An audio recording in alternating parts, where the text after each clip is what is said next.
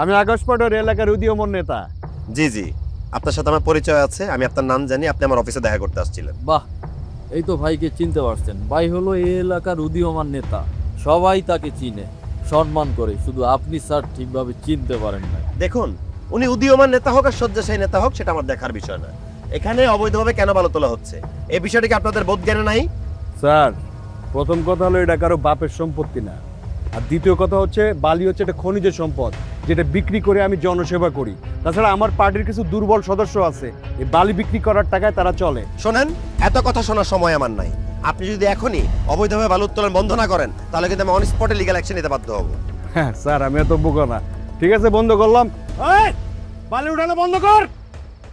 আকাশ পাটোয়ারি সাহেব, খুব সাবধান থাকবেন।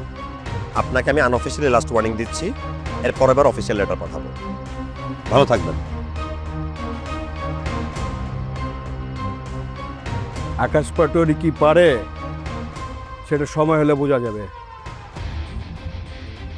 আয়।